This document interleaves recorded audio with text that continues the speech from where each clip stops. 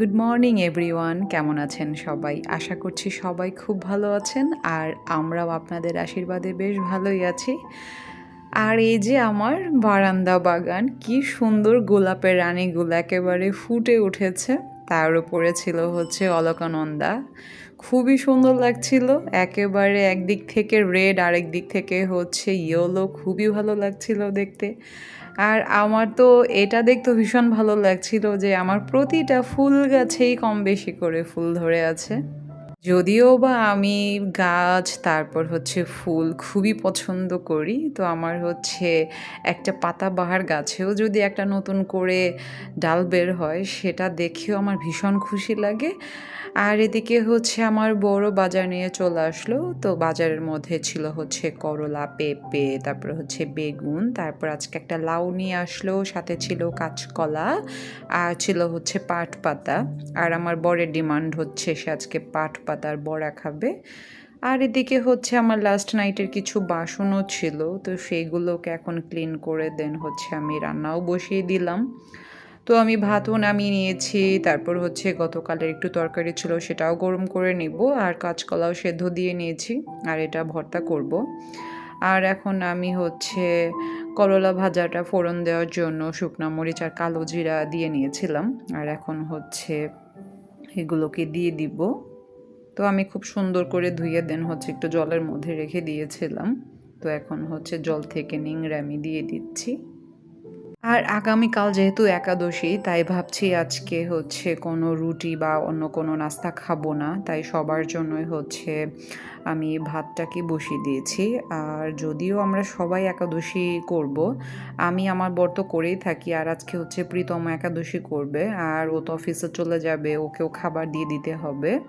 তারপর আমার বড় হচ্ছে বাসায় আসবে না, সে সকালে খেয়ে বের হয়ে যাবে, তাই ভাবলাম যে একেবারে ভাতটাকেই বসিয়ে দিই। তো এদিকে হচ্ছে আমি লবণ আর হলুদ দিয়ে সুন্দর করে ভেজে নিচ্ছিলাম। আর এইরকম করলা ভাজি করার জন্য তেলটা একেবারেই কম দিতে হবে, আর গ্যাসের ফ্লেমটাকে একটু লোতে রাখতে হবে। তো আমি সেটা করেই হচ্ছে করলাগুলোকে ভেজে নিচ্ছিলাম।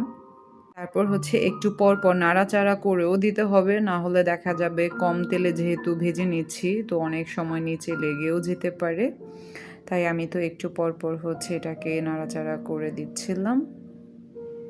আর করলা ভাজিটা হয়ে গেলে হচ্ছে আমি পাট পাতার বড়াগুলোকেও ভেজে নিব, আর এখন হচ্ছে আমি চিয়া সিডটাও ভিজিয়ে দিব। তো এখানে হচ্ছে আজকে ৩ জনের জন্য চিয়া সিড ভিজিয়ে দিয়েছি, কারণ আজকে ওরা ২ জনেই বাসায় আছে, যদিও প্রীতম আজকে একটু লেটে যাবে। আর আজকে পাট পাতার বড়া খাওয়ার জন্য তো আমার বর হচ্ছে পাট পাতা নিয়ে আসছে, আর পাট পাতাগুলো খুবই ভালো, একেবারেই কচি, তো বড়া খেতেও বেশ ভালো লাগবে। তবে পাট পাতা যখন একটু বৃদ্ধ হয়ে যায় সে পাতাগুলো খেতে ভালো লাগে না। তো পাতাগুলো দেখছিলাম যথেষ্ট ভালো ছিল, তো আমি এখন এগুলোকে যতটুকু বড়া ভাজার জন্য লাগবে সেগুলো নিয়ে দেন হচ্ছে পরবর্তীতে আমি এগুলো সবগুলো বেছে রেখে দিব, নয়তো বা দেখা যাবে শুটা হয়ে যাবে। আর ভাবছি আজকে লাউ দিয়েও ডাল করব, তো সেটা করব হচ্ছে আমি একেবারে রাতে। আর এখন হচ্ছে আমি বড়াগুলোকে প্রসেসিং করে নিলাম, খুব বেশি কিছু দেইনি, জাস্ট চাল গুঁড়া, তার সাথে হচ্ছে লবণ, হলুদ আর মরিচের গুঁড়া ছিল। তো সেগুলোকে মাখিয়ে নিয়ে দেন হচ্ছে একটা একটা করে এরকম করে গুছিয়ে দেন আমি তেলটাকে গরম তো আগেই বসিয়ে দিয়েছিলাম, আর একটা একটা করে দিয়ে দিলাম। আর একটার সাথে একটা লাগানো যাবে না, তো খুব টেকনিক্যালি দিতে হয়, না হলে একটার সাথে একটা লেগে গেলে দেখা যায় সব একসাথে হয়ে থাকে, উল্টোতে ঝামেলা। আর এই ধরনের বড়া ভাজা তো আমি আমার শাশুড়ি মায়ের কাছ থেকে শিখেছি, বলা যায় সেই আমাকে একেবারে হাতে খড়ি দিয়ে শিখিয়েছে। তো আমি একটা সময় এই ধরনের বড়া ভাজতে পারতাম না, আর এই কথাটা এর আগেও আমি শেয়ার করেছি। আর এখন বড়া ভাজতে পারি বিধায় হচ্ছে আমার বড় পাট পাতা নিয়ে আসে, আগে হচ্ছে পাট পাতা নিয়ে আসলে আমি জাস্ট শাক রান্না করে ফেলতাম, খুব একটা ভালো পারতাম না। আর এখন হচ্ছে খুব সুন্দর করে আমার হাতে বড়াগুলো হয়ে যায়, আর খেতেও খুবই ভালো লাগে। আর পাতাগুলো একটু ছোট ছোট ছিল বিধায় হচ্ছে আমার বড়ার সাইজটাও একটু ছোট হচ্ছে, নয়তো দেখা যায় পাতাগুলো যদি একটু একটু বড় হয়, বড়াগুলো বেশ হচ্ছে বড় বড়ই হয়ে থাকে। যেমন হচ্ছে আমার শ্বশুরবাড়িতে পাট পাতা গাছ আছে, তো আমার শাশুড়ি মা তো একেবারে নগদ গাছ থেকে পাতা পেড়ে নিয়ে দেন হচ্ছে আমাদেরকে বড়া ভেজে দেয়। আর ওই যে ভর্তা মাছটাকে বসিয়ে দিয়েছি ভর্তা মাখানোর জন্য, তো সে হচ্ছে কাঁচকলা ভর্তাটা মাখছে। তো এদিকে আমি তাকে সব কিছুই অ্যারেঞ্জ করে দিয়েছিলাম আর বলছিলাম আজকে কাঁচামরিচ দিয়ে ভর্তাটাকে মাখানোর জন্য, তো সেভাবেই করেছে। আর সকালবেলা আসলে শুকনা মরিচ না খাওয়াটাই ভালো। আর এই যে ব্যস্ত মানুষ খাচ্ছে আর একদিকে ফোনে কথা বলছে, আর এদিকে আমি আজকে প্রীতমের খাবারও বেড়ে নিয়েছি। ও হচ্ছে খেয়ে দেন খাবার নিয়ে যাবে। আর আমার বর তো প্রথমে বলেছিল সে বাসায় আসবে লাঞ্চ করার জন্য, তো এর জন্য আমি তাকে কোনো ধরনের খাবার দেইনি। তো পরবর্তীতে সে বলছিল সে আর আসবে না। আর তার কথা শোনা মাত্র আমার একটু কষ্ট লাগছিল, কারণ সে না খেয়ে থাকলে আমার একদমই ভালো লাগে না। আর এদিকে হচ্ছে আমি ভাতও দেখে নিচ্ছিলাম কতটুকু আছে। আর আমি তো আজকে দুপুরবেলা রান্নাই করিনি, কারণ সকালবেলা এতগুলো ভাত খেয়েছি, তাছাড়া আমি তো 3 বেলা কখনোই ভাত খাই না। তাই আজকে দুপুরটা ভাবছি ঘরে অনেক কিছুই আছে সেগুলো খেয়ে শেষ করব, যেমন তালের বড়া, কিছু ফল ছিল সেগুলো নষ্ট হচ্ছিল, সেগুলো খেয়ে শেষ করতে হবে। আর প্রচুর গরম পড়েছে, বড়াগুলো কেমন যেন হয়ে যাচ্ছিল। মানে এর আগে বড়া ভেজেছিলাম তখন নষ্ট হয়নি, আর এইবারের বড়াগুলো হচ্ছে 2 দিন যাওয়া মাত্রই কেমন যেন লাগছিল খেতে, মানে একটু নষ্ট হওয়ার উপক্রম হয়ে গেছে। আর ফ্রিজে রাখলে হয়তো কিছু হতো না, আর যেহেতু নিরামিষ সেটা আমি রাখতেও পারছিলাম না। আর ওইদিকে প্রীতমও চলে গেল, আর আমি আরেকবারের মতো হচ্ছে বারান্দায় চলে আসলাম আমার গোলাপ মহারানীকে দেখার জন্য। তো কি সুন্দর করে ফুটে আছে, আর এই কালারটা কিন্তু একেবারেই রেড নয়, এটা একটা পিঙ্কিশ টাইপের, মানে পিঙ্কও বলা যায় না ঠিক, এটা একটা মিষ্টি টাইপের কালার। আর এই কালারটা তো আমার খুবই ভালো লাগছিল। আর আমি যখন গাছটা কিনতে যাই জাস্ট দেখা মাত্র আমি গাছটাকে নিয়ে নেই, কারণ যে নার্সারিতে গিয়েছিলাম এই গাছটা সেকেন্ড আর চারা ছিল না, আমি জাস্ট দেখা মাত্রই নিয়ে নিয়েছিলাম। আর এখন তো আমার একেবারে চারটা কলি ছিল, আজকে হচ্ছে 2টো ফুটে গেছে, আর 2টো আছে আগামীতে ওরা ফুটবে যদি ভগবান বাঁচিয়ে রাখে। সবটাই তো ভগবানের ইচ্ছা। এর আগে হচ্ছে আমার জবা গাছের কলি, মানে কলি থেকে ঝরে গিয়েছিল, তো সবটাই আসলে ঈশ্বরের ইচ্ছা। আর এদিকে হচ্ছে আমার অলকানন্দা কি সুন্দর করে ফুটেছে একেবারে 2টা একসাথে। আর এদিকে হচ্ছে আরেকটা কলি আছে আগামীতে ফুটবে। আর এটা ফুটলেই হচ্ছে আর কোনো কলি নেই। আর এই ফুলটা দেখতে তো ভীষণ সুন্দর লাগছিল, আর আমার অলকানন্দা আসলে অনেক ভালো লাগে। আর একটা সময় ছিল গাছে ফুল দেখলে সেটাকে আমি ছিঁড়তাম, তো এখন হচ্ছে নিজের টবে হওয়াতে সেটা ছিঁড়বো তো দূরের কথা, সেটাকে কিভাবে করে যত্ন করা যায় সেটারই এখন চিন্তা করি। তো মানুষের পরিবর্তনটা আসলে এভাবেই হয়। আর বিশেষ করে আমি যখন লালবাগের কেল্লা যেতাম, একটা না একটা ফুল তো আমি ছিঁড়বই, একটা বদভ্যাসই বলা যেত। লুকিয়ে হলেও হচ্ছে আমি ফুল ছিঁড়বো, কারণ ওখানে লেখা ছিল ফুল ছেঁড়া যাবে না। তো আমি একটা হলেও ফুল ছিঁড়ে নিতাম আর ব্যাগের মধ্যে করে বাসায় নিয়ে আসতাম। আর এখন আমি এই কাজটা মোটেও করি না, কারণ ফুল হচ্ছে গাছেই সুন্দর, গাছেই মানায়, অন্য কোথাও না। আর একটা জিনিস আমি চিন্তা করি, মানুষের সময়ের সাথে সাথে অভ্যাস, ইচ্ছা, শখ সবগুলোই আসলে পরিবর্তন হয়ে যায়। আর এদিকে ওয়েদারটাও দেখছিলাম খুবই ভালো লাগছিল। আর আমার এই বারান্দা থেকে তো বাইরের আকাশ দেখতে অনেক বেশি সুন্দর লাগে, কারণ গাছগুলো একটু ওপর দিয়ে ছিল, তারপরে হচ্ছে এদিক থেকে অনেক অনেক বিমান চলাফেরা করে, তো ভালো লাগছিল দেখতে। আর এখন হচ্ছে সন্ধ্যাবেলা, আমি এখন রান্না কমপ্লিট করে নিচ্ছি। আর আমি তো মুগের ডাল ফুটিয়ে রেখেছিলাম, তো সেটার মধ্যে এখন হচ্ছে কাঁচামরিচ আর হচ্ছে আমি লাউ কেটে নিয়েছি, সেটাকে ফুটিয়ে নিব। আর ফোড়নের জন্য হচ্ছে আমি একটু জিরা, তারপর হচ্ছে মৌরি আর শুকনা মরিচ আর তেজপাতা দিব।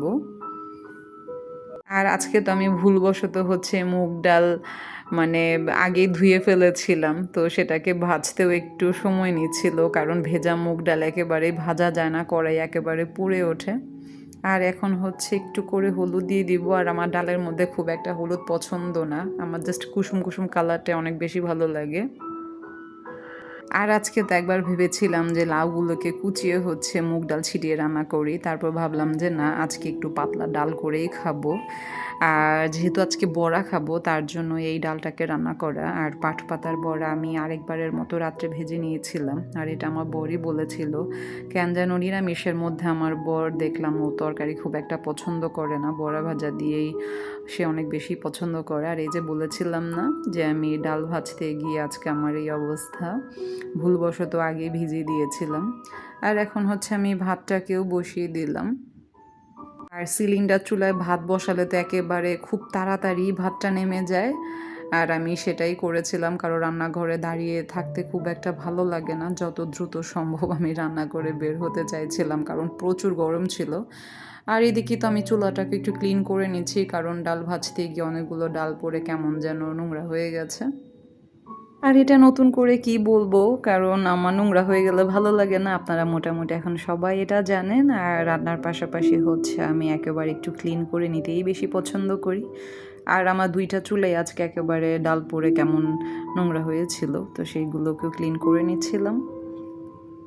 আর এখন হচ্ছে কড়াইটাকে পরিষ্কার করে নেব। আর এখন আমি ডাল ফোড়ন দেব, তো এক চুলায় হচ্ছে ডালটাকে বসিয়ে দিয়েছি, আর এক চুলায় হচ্ছে আমি ফোড়নগুলোকেও খুব সুন্দর করে ভেজে নিচ্ছিলাম। আর একটু বেশি করে লাল করছিলাম, কারণ ফোড়নের জিনিসগুলো একটু লাল হলে ডালটা খেতে ভালো লাগে। আর এক চুলায় হচ্ছে ভাতও বসিয়ে দিয়েছিলাম, মানে আমার একই সাথে একেবারে 3টা চুলাতে কাজ হচ্ছিল।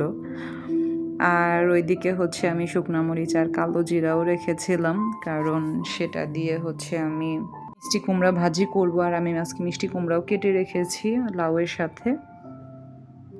আর এখন হচ্ছে আমার ফোড়নগুলো ভাজা হয়ে গেছে, আর একটু বেশি করে লাল করছিলাম।